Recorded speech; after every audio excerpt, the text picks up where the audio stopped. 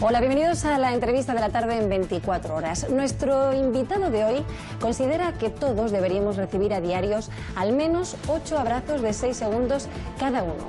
Una dosis necesaria no solamente para establecer lazos de confianza, sino también para reivindicar lo humano en una sociedad que camina a un ritmo vertiginoso hacia lo tecnológico, lo que él llama el mundo del on. Andy Stallman, experto en branding, nos va a enseñar hoy que están haciendo un nuevo ser humano que está en equilibrio entre lo digital y lo real. Y nos va a explicar cómo es ese equilibrio. Andy Stallman, bienvenido. Hola, muchísimas gracias y buenas tardes. Qué gusto estar acá, ¿eh? Desde luego el gusto es compartido. ¿Por qué precisamente 8 abrazos de 6 segundos cada uno? ¿Esta dosis es suficiente? ¿Por qué has considerado que esta es la dosis que necesitamos? Digamos que es la dosis mínima, indispensable para construir al menos un entorno mejor a cada una de las personas. Cuando damos o recibimos 8 abrazos diarios de al menos 6 segundos cada uno, se activa casi en el cerebro un impacto químico que activa casi 3 veces más oxitocina que la normal, ¿no? La llamada oxitocina de la humanidad, la molécula de la humanidad, la molécula del amor, y establece lazos de confianza y generosidad mucho más profundos que cuando no se activa esta molécula, esta hormona. Con lo cual, si estamos más generosos, si estamos más confiados, en realidad nuestro entorno laboral, personal, social, familiar mejora. Así que es un ejercicio que invito a todo el mundo a hacer, porque todos los que fueron invitados a hacerlo y lo han hecho, me han dicho que está científicamente comprobado. ¿Usted lo practica? Yo lo practico a diario. Un día sin abrazos es un día perdido. ¿Qué nos está pasando en esta sociedad? Nos estamos deshumanizando, cada vez nos rodeamos de más tecnología, de más ganas de compartir nuestras experiencias con los demás, pero sin embargo ese roce de piel, ese abrazo, nos está fallando. ¿Por qué? Yo creo que esencialmente lo que hemos hecho es equivocarnos con el rol de cada cosa en nuestra vida moderna. Hemos puesto en el centro de nuestra vida las nuevas tecnologías, el smartphone, los dispositivos, internet, y hemos puesto en segundo lado o en segundo término al ser humano. Y hemos creado esta nueva sociedad smartphone-céntrica o tecnocéntrica, y no nos hemos dado cuenta, quizás por la velocidad del cambio, de que necesitamos recuperar o volver a construir una sociedad humanocéntrica donde lo analógico no sea reemplazado por lo online, sino que sea complementado por lo online. Este nuevo ser humano, este humanofón, aprende a vivir entre dos mundos, el online y el offline, que ya son uno, indivisible. Yo creo que es un gran desafío que tenemos por delante, y tanto adultos como jóvenes tenemos la gran responsabilidad de hacerle frente más pronto que tarde. Pero ¿por qué nos resulta tan atractivo ese mundo ese mundo online, ese mundo digital? Porque cuando existía solamente el teléfono había gente que incluso decía que no le gustaba hablar por teléfono, pero el smartphone nos gusta a todos y ya lo que no sabemos es vivir sin él. ¿Qué tiene de enganche? Bueno, hay gente que llama al smartphone nuestro yo extendido. En algún punto, cuando hablo del mundo de las marcas y del branding, digo que los seres humanos ya no somos 5 sentidos, sino que nuestro smartphone se transformó en nuestro sexto sentido, o la tecnología es nuestro sexto sentido. Y de alguna manera encontramos oportunidades increíbles en este arma de comunicación masiva para algunos, arma de distracción masiva para la mayoría, pero indudablemente un arma poderosa, que ha dado voz a gente que no tenía voz, ha permitido acercar a gente que estaba lejos, a la vez también ha alejado a gente que estaba cerca, pero es una herramienta poderosa. Lo que pasa es que no hemos sabido todavía aplicar un buen uso a la tecnología, y no es que la tecnología sea buena o mala, porque es neutra, es el buen o mal uso que hacemos de ella lo que determina cómo nos relacionamos con ella. Vamos a hablar ahora de esas dosis, pero antes me gustaría comentarle esos likes que tanto ansiamos todos. Son los abrazos digitales, es el sustituto de lo que podría ser un abrazo físico. Lo que decís es increíble, porque de alguna manera mucha gente está migrando su vida al online, sus relaciones al online, sus deseos al online, todo al online. Y entonces, como no hay abrazos offline, se compensan con esos likes que son como los abrazos virtuales, ¿no? Hoy por hoy hay estudios de diferentes universidades americanas, algunas asiáticas, que han demostrado que el impacto que generan los likes en nosotros es el equivalente a, por ejemplo, fumar un porro o algún, o algún chute de cocaína. Genera muchísimo bienestar. Muchísimo, bueno, es un bienestar efímero, es un momento de subidón, pero que luego se desinfla. Y al final, hoy en Internet y en las redes sociales, en este mundo digital, todo dura nada. Entonces, pero cada vez genera más adicción, o sea que a lo mejor cada vez necesitas más like para tener la misma sensación de bienestar. Es una sucesión casi diría de un encadenamiento de necesidades que no necesariamente nos construyen mejor, pero que no podemos prescindir de ellas.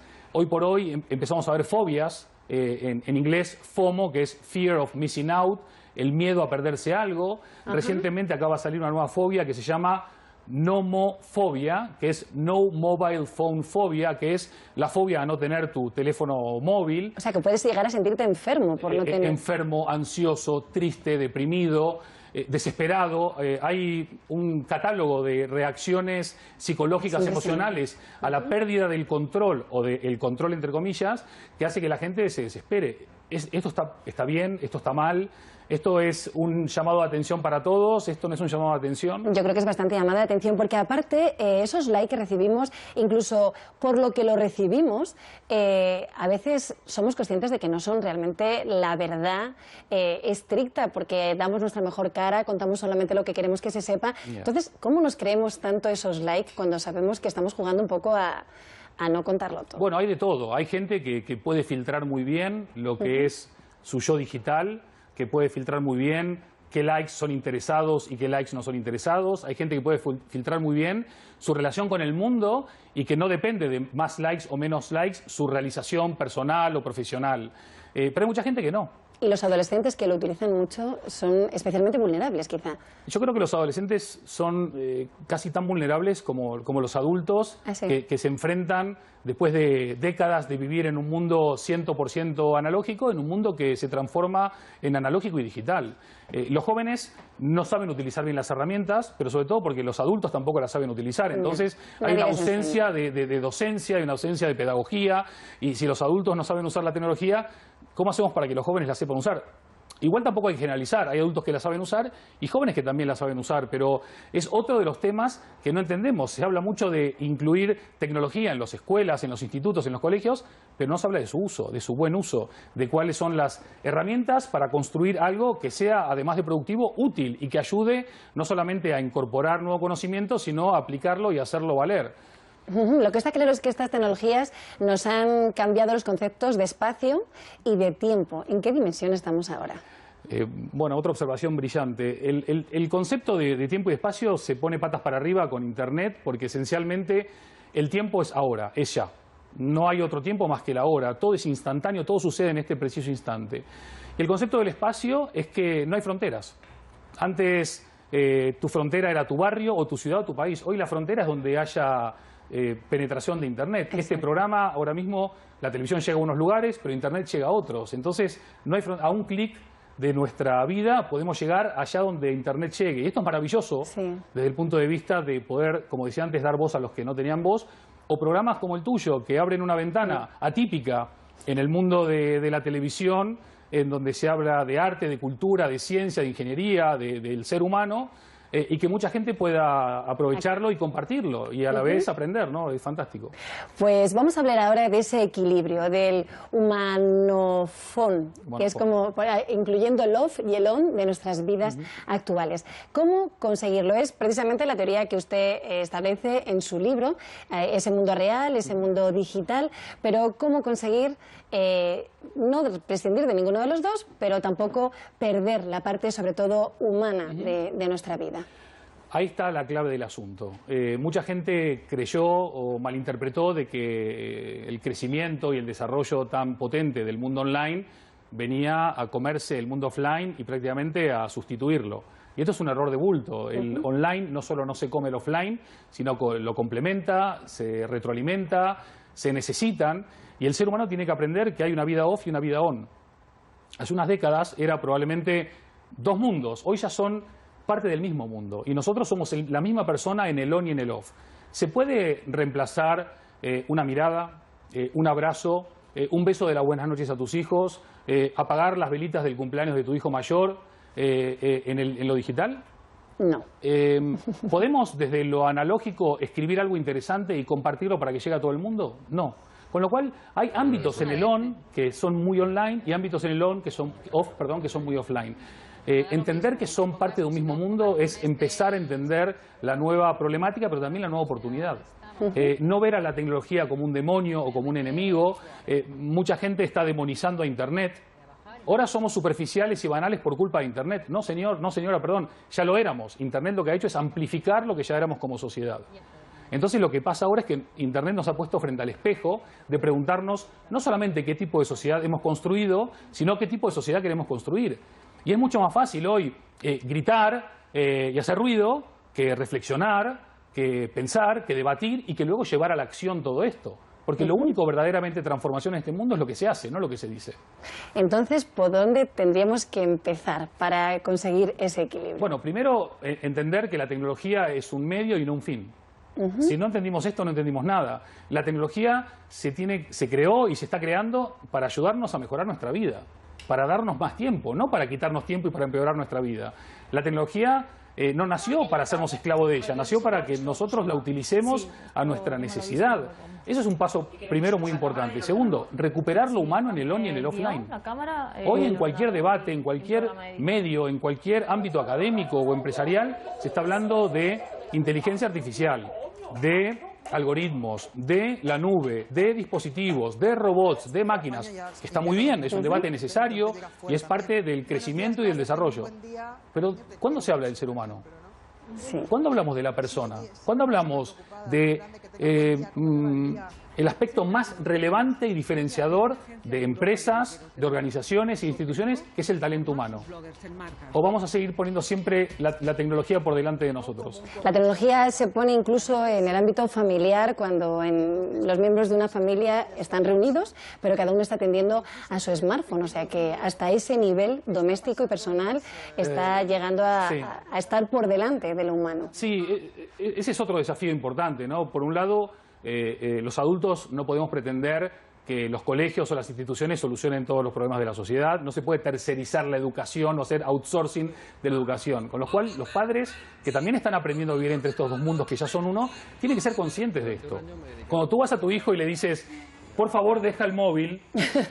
con el móvil en la mano. No hay manera de sostener esa autoridad o ese pretender educar cuando tú estás con el móvil, con tu yo extendido.